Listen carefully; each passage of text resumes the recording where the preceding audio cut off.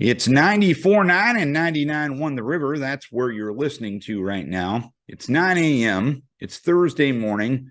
And you know what that means? That means we bring you Our Town at this time. It's brought to you by Decorah Bank and Trust. And we've got a 4-interview program. And let's see. Quick calculation. 6 guests, 4 interviews on the program this morning. A little later on in the program, we'll talk about a Veterans Day program that will be taking place at Decorah High School next week. We'll talk to Decorah High School Assistant Principal Adam Riley regarding that. Allamakee County has a new Facade grant program. We'll discuss that program and how you can apply with Andy Kelleher from Main Street Lansing. There's a housing survey going on in the city of Waukon. We'll discuss the details of that with Sarah Snitker, the Waukon City Clerk. But tonight is the night as the Waukon High School Musical is taking place. And Sarah Bieber and the students of the Waukon High School Musical will join us first to preview the Wizard of Oz, which will take place tonight, Friday night, and Saturday night in Waukon. Sarah and her students will kick off the program. Our Town this morning, brought to you by Decorah Bank and Trust, and you're listening to it on 94.9 and 99.1 The River.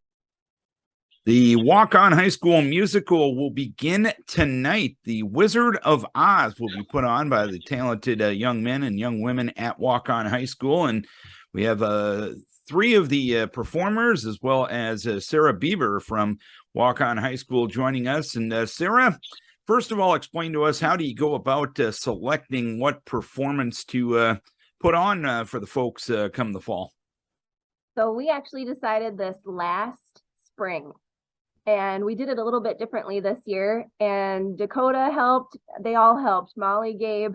We had about 13 different musicals cut out and put up on a wall. And about every day we'd take off 3 musicals, and then the kids kind of had to guess and see which musical it was coming down to. And we chose the Wizard of Oz based on what students we had, voice parts, sopranos, altos, numbers of students interested. And I think there are over 60 students involved in this musical this year. So it's really, really big compared to last year's show where we only had maybe 10 students. It's a really big musical. All right, I'll let the students introduce themselves. First of all, Gabe, tell us your part and what piqued your interest in performing in The Wizard of Oz. Well, I'm Gabe Gettle. I'm playing the Cowardly Lion, and I really just like the community of doing musicals, and The Wizard of Oz has always been a favorite, so it was really exciting to hear that we were doing it because all the characters are iconic, so I just thought it'd be exciting. All right, next in line, Molly, tell us what you're going to be doing during the performance, and what motivated you to be a part of it. I'm Molly Peak, and I played Dorothy. I've always really loved theater, and this is such an iconic musical. And like Gabe said, the community is always really great with these shows, and I'm just really excited for folks to see it because it's going to be a great show. And last but not least of the threesome that we have joining us here this morning, Dakota, tell us what you're going to be doing during the performance, and what motivated you to be a part of it. Hi, I'm Dakota. I'll be the Scarecrow. And what really motivated me was like how much people love the show and how jittery I am, pretty much. All right, let's go back to you, Sarah. How long have you guys been working on putting this show together? How much work has been done to make sure that the show is going to be as good as it possibly can be this weekend? So we started auditions for this show the second week in August. The second week of school in August, the end of August, but the second week of school. So the kids have known about it since last spring. So they've been working on their auditions all summer and choosing their characters, figuring out what parts they're going to be interested in.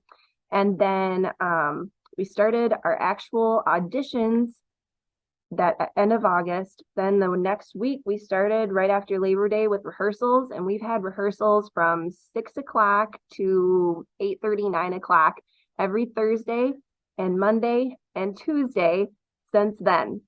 So a lot of time and energy has gone into the show. We've also got some set painting that's been happening and set construction that's been happening during the school day, and set construction that's been happening on the weekend. And that can happen pretty much anywhere from 8 in the morning, 9 in the morning till 4 o'clock or 6 o'clock in the afternoon. So there's been a lot of blood, sweat, and tears, and a lot of laughs and a lot of good times that have gone into putting this show on. But it takes a lot of people. When I send out my email list to the cast, the crew, the painters, the set people, the makeup artists, it's over 126 emails that I end up sending. So there's a lot of humans involved, and that doesn't even count the extra adults behind the scenes that are helping with things and helping out on the weekends as well. And Gabe, Molly, and Decorah, will go to you. We'll start with you, Gabe. What is the most rewarding thing about being a part of these theater productions in your mind? Well, for me personally, it's just like getting to know my fellow castmates and really just yet again the community of it. Like the entire cast is just like a family towards the end of the show, and we all know each other really well, and it's awesome. It's hard to kick them out at the end of the night. They want to stay here and stay with each other forever. No, and that's a sign you guys are doing things well. Same question to you, Molly. Yes, the community and the people involved. With this type of thing, you make such strong connections that you really will remember for the rest of your life. And when the show is all done and you just get to see how happy you made people, it's just really rewarding in the fact that you got to be a part of something like this. It's really great. And Decorah, same question, third student. Well, I like to make a lot of new friends and a lot of new people that I've met throughout this entire process, and a lot of them will be really close to me after the musical even. All right. Obviously, the show starts tonight, and a little bit full disclosure, we're recording this before last week's football game. So if there's a switch in the schedule from Friday to Sunday, we'll let you explain that there. Sarah, tell us when the shows will take place and how people can get tickets right now. So the show is tonight, Thursday at 7 o'clock. There's also a show scheduled for tomorrow, Friday at 7 o'clock. And then there's also a show scheduled for Saturday at 7 o'clock. However, if there is a football game that happens, a playoff game on Friday, that Friday show will be canceled and it will be put on Sunday at 1 o'clock as a matinee. So the dates for that are November 3rd, 4th, 5th, and possibly the 6th if we have a football game on Friday. All right. Now let the students do their thing and give us their sales pitch. We'll start with you and then go to Molly and Decorah. Gabe, tell us why people should show up. Well, first of all, we've been working on this so long, and we've gotten everything down really well, and I think all the music numbers are really good, and I think we just look great. So, oh yeah, tell them about our costumes. Oh, and our costumes are really elaborate this year. We've gotten so many like donations and things out of the prop room and from like people's families. It's awesome. It looks like a garage sale in here right now, Darren. If I turned my computer around, you wouldn't recognize my classroom because there's so many costumes and props and so many fun things. I mean, some of the kids just have to come out on stage, and parents melted in rehearsals because they saw their kids in these costumes and they just couldn't stop looking at them because it's just a really, really fun show to see. And cool. And Molly, we'll let you give the sales pitch now. Okay. Yes, it's like I said before, it's a classic musical and everyone loves it. And our cast this year is really, truly one of my favorite casts. It's so good. Everyone is so perfect for the characters that they portray. And it's going to be really, really fun. And a lot of people are going to want to see it. Decorah, same story, different verse. Well, I really like this year's musical. It's super bright and fun, and the stage moves a lot, and it's a lot of work. but it's a really fun, and you really should go see it. And the cool thing is, you got 60 kids involved in the cast, over 120 people involved, and really that community aspect is the really cool thing about these musicals coming together, which will take place this weekend at Waukon High School. We'll give Miss Bieber the last chance to add anything that we're missing, perhaps. Well, there's one really special character that I guess we haven't talked about, but there is Toto, the iconic little dog. Molly gets to tote around a real dog for the show, so that was really a neat thing. Miss Guerin even told me in a meeting one day, she goes, well, you can't do the Wizard of Oz without a real Toto. And so there will be a little schnauzer, Millie, that'll be playing Toto for over half the show. She will be out there, and then her stunt double Frodo will also be out there in the basket sometimes too. But that's a really just neat part of the show. We get to include an animal. I do have to ask, how were the auditions for the dog? Were they pretty competitive? They were super competitive. So, anyway, well, we thank Sarah Bieber, Gabe Gettle, Molly Peak, and Dakota Bechtel for joining us to tell us about the Wizard of Oz this weekend at Waukon High School. Thanks for the time. Best of luck. Go out there and break a leg this weekend. And thanks for the entertainment you're providing our community. Well, we can't wait to have an actual audience, a live audience, to just be there and soak up everything that we've been doing. Is just going to be so much fun to have people to perform for and share our talents with the community. Waukon High School Musical coming up this weekend, The Wizard of Oz. It'll be a great show.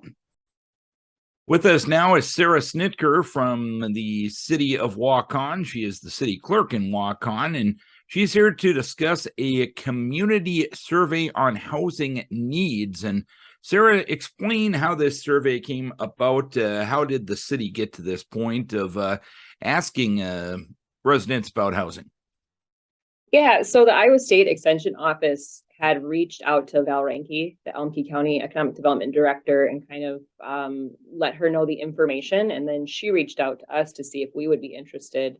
And so we brought that to the council for their decision, and they were in favor of moving forward with that. So then we worked forward and doing the rural housing assessment and getting everything moving. And what are you hoping to get out of this survey? What type of questions will residents be asked? What are you hoping to get out of it? Well, we'd really like to see what those within the community and those even who might commute and work to the community are looking for in housing, what their needs are, what they might be able to afford if for housing, or if they're wanting to. Some of the other questions would ask, if you want to downsize, or if you want to upgrade, or if you want to own, if you want to rent, also what they might be able to afford for both those ranges for renting and owning. So having that idea of what the community needs will be really helpful in how the city might be able to move forward with housing needs. How can residents participate in this survey? Sure. So we have it located on our city website, cityofwaukon.com. It's under the news and notices section of the website. It's also on the city Facebook page. We're trying to post some flyers around too that will have the QR code on them, so that, if they use that QR code, it'll just take them right to that link. And for those who might either not use the internet or not want to get on the internet, they are welcome to call our office as well. And I can actually do that survey for them. They can do it anonymously if they would like, if they just want to call in and have me do that for them. How long do city residents have to complete this survey? What do you want do you want the end date for this survey to be? Our next housing committee meeting is November 30th. So we will probably want the information sometime the week before would be ideal. Iowa State will be the extension office. They'll be the ones who will gather all that detail and be bringing that forward to the meeting that we have on the 30th. So I'm sure they'll probably want to take care of that the week before. So there's still plenty of time for people to get on and get that completed. Once the city receives all this information from Iowa State University Extension, what's the process after that point? I think we will present that to the council. And then I guess see where the council might want to move forward from there, depending on the type of results that we get. And then I guess we'll have to see too if keeping the housing committee in place is something that we'll want to have as well. I'm guessing that won't be a one meeting discussion. This is kind of an all-encompassing discussion, correct? I would think so, yeah. Just even for what we're doing for this rural housing assessment, we're going to have 3 to 4 meetings just within our housing committee members. And so I would imagine, yeah, it might be a few meetings as well with council. Anything we're missing? Anything else you want to pass on to residents about the importance of filling out this survey? I don't think so. I think we kind of touched on everything. I mean, it doesn't take very long. I know people see surveys and they think, oh, I don't want to take the time to do that, but it really only should take a few minutes of people's time. All right, Sarah, we appreciate you taking some time to tell us about the survey that residents will be asked to fill out and provide some information to help set some policies moving forward in the city of Waukon. Thanks for the time here this afternoon. We appreciate it. Thank you. Thank you for having me. Sarah Snitker from the city of Waukon, the Housing Assessment Survey. Head to the city website or contact City Hall if you're not on that internet end of things, and there's QR codes around town that you can take the survey yourself as well. With us here this morning is Andy Kelleher from Main Street Lansing, and he is here to talk about the Allamakee County Facade Improvement Grant Program. And Andy, tell us about the program itself. How did it come to be? So the program is really born out of a need in the county. We have a lot of development needs, people who want to improve their properties but might not have the money to actually make those improvements. And so we wanted to find a way to incentivize development. And one of the strongest types of property development needs is facades, which is basically just the front public-facing exterior side of a building.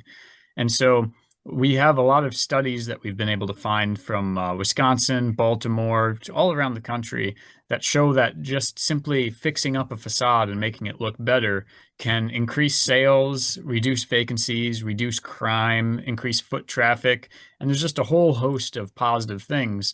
And so since it's such a positive outcome from it, and since so many of our property owners around the county were asking for this kind of incentive program, we took efforts to make it happen.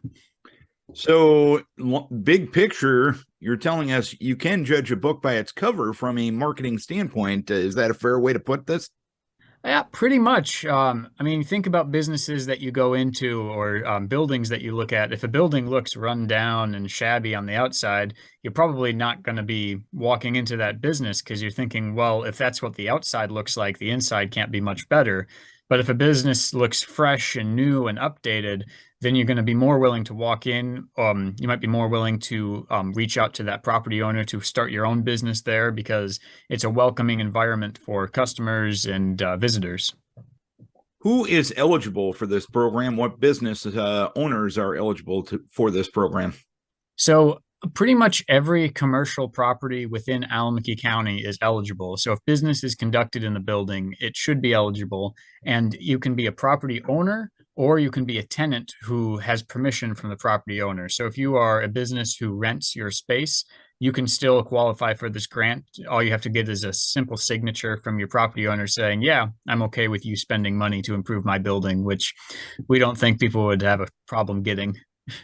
And the grants themselves, how much are they worth, and what is required of the tenant or the owner of the building to receive these grants?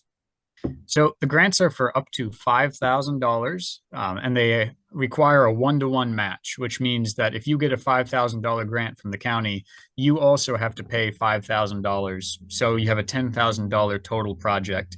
But that's just if you get up to $5,000. If you have a smaller project, let's say you just need to replace a door and the door is going to cost you $1,000, then you could apply for 50%, which is $500, and then you'd pay $500, and that would be your total project. So the grant covers 50% of project costs up to $5,000.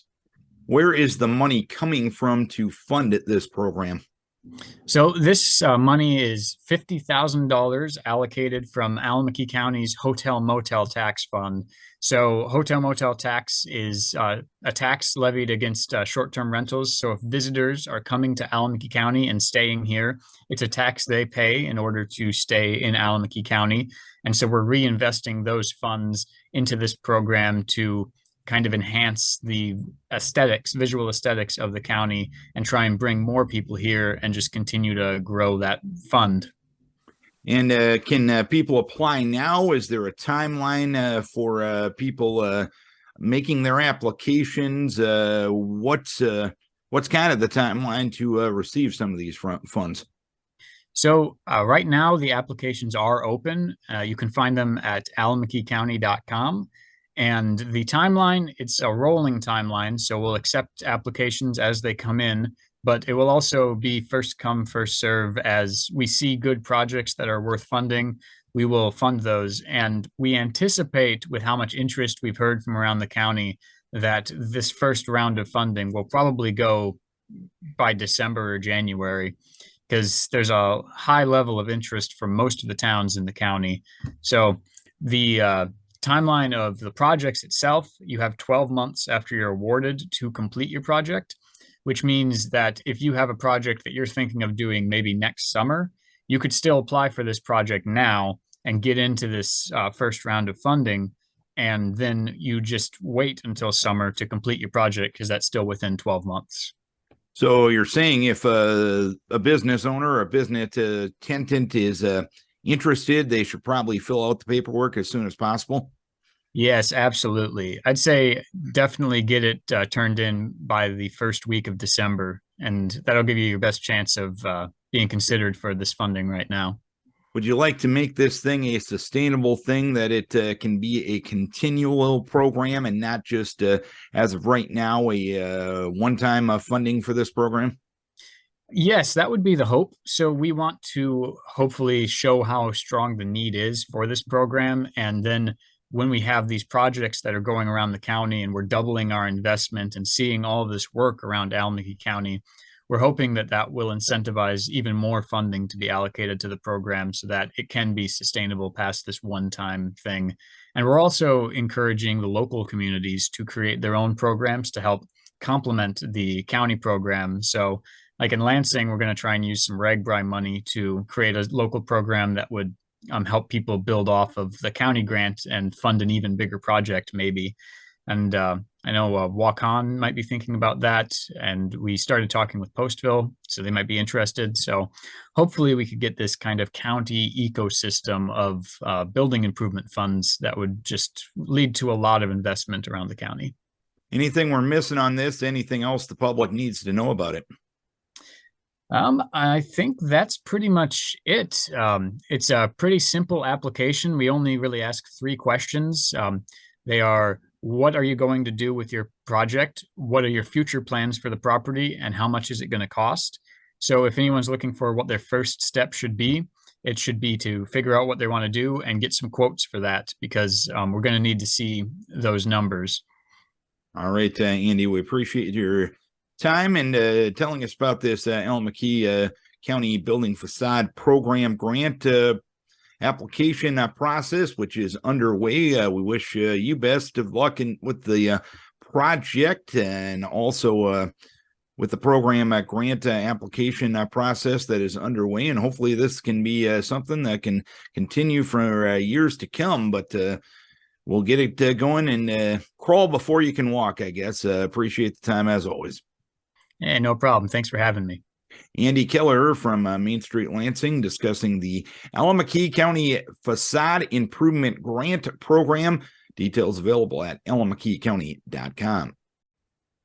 Coming up a week from today, it will be a Veterans Day program at Decorah High School. This has been a long-standing tradition at Decorah High School, and it will continue this year. And Decorah High School Assistant Principal Adam Riley joining us to tell us all about it.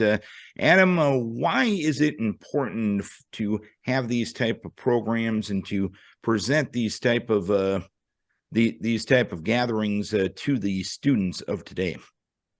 Well, Veterans Day as it is an extremely important day, and we're really super excited to be able to be a part of it and to be able to accentuate the meaning of it and what's laid out as far as how within the Veterans Department and even the national level as far as a program to be able to lay it out. And it really gives us an opportunity to invite a lot of our local veterans into the building and showcase a really nice ceremony to show our gratitude towards their service, while also making sure that the students that we have here at the high school have an opportunity to give something back and express their gratitude to those veterans in a multitude of ways. So just really, we're super excited. It's been a while since we've been able to have it in its full fervor, so to speak, since COVID. But we're really excited to be able to have it back in the building again, and being able to do some things to really honor our veterans and let our young people show them how much we appreciate what they've done and the sacrifices they've given. And what all will take place on the morning of Thursday, November 10th? Yeah, so at 8:30, starting at 8:30, we'll have a breakfast for any of the veterans and their families who want to plan to be able to attend. 9:45 is when we'll actually start the ceremony in our high school auditorium. But for that breakfast time frame, we invite any of the veterans and their families to please come and park in our west lot by our band room. We'll have some spaces reserved for them to go ahead and come into the building. We'll have a nice breakfast for them to be able to mingle and talk amongst each other. And our students will help us serve with that, along with Chad Elliott, who runs our nutrition services and that and things. Once that breakfast is done, we'll invite the veterans to come into the auditorium. The entire student body will come, and then we follow the standard protocol that's put out by the federal government in relation to what is expected for a Veterans Day ceremony. So our high school wind ensemble will perform, as well as our concert choir will perform different patriotic selections of music. We'll have the Veterans Day proclamation, and our students will kind of help lead a certain amount of this ceremony when it happens. And then we're really, really excited. Mark Koppelman, Colonel Mark Koppelman, who's a 1991 Decorah High School graduate, is super excited. He's now the senior advisor to the Iowa Army National Guard, and that's the senior advisor for the United States Army. He just started this assignment back in June, and he's based out of Des Moines, and really wanted to come back and speak.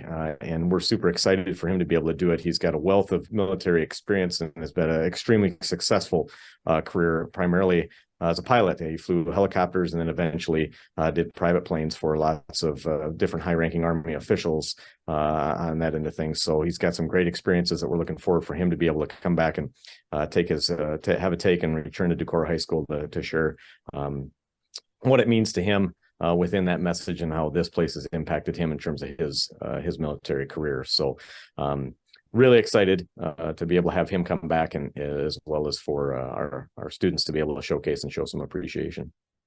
And part of the reason we're having you on this week as compared to next week is the need to recognize those who have served in our military with that Decorah connection. What can people do to pass on the information to Decorah High School representatives and make sure those that have served are invited and can get recognized next Thursday at this point?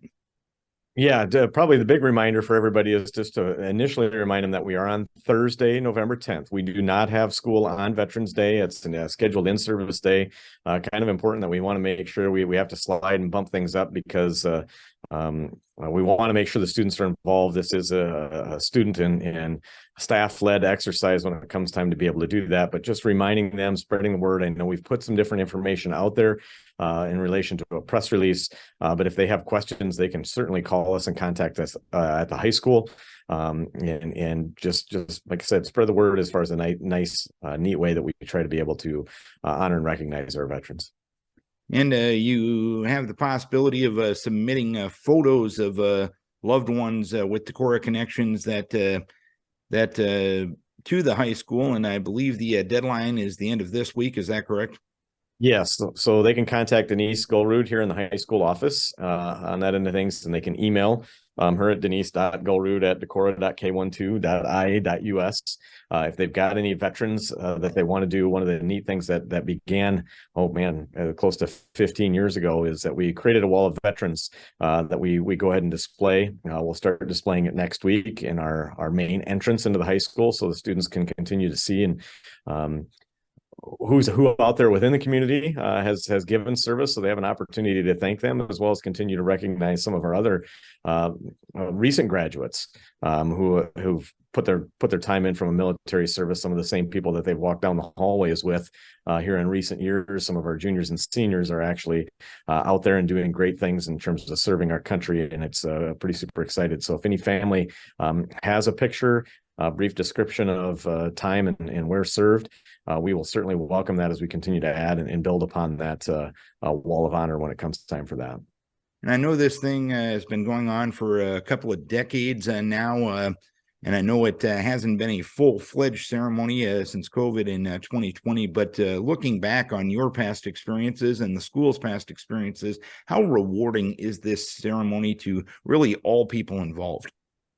Yeah, I really feel like anybody who's ever attended it, if they haven't walked away with a certain level of appreciation on that end of things, we've probably missed the boat if that's the case, because I know even everybody has that personal connection with their family or any family members who are currently serving or have served on that end of things, and just a lot of gratitude for the work and the time and the sacrifices that those individuals as well as their families have put in place just to support those families, our country, and the service that it takes to really make this place great. Anything we're missing? Anything else you want to pass on to the public about next Thursday's display this morning?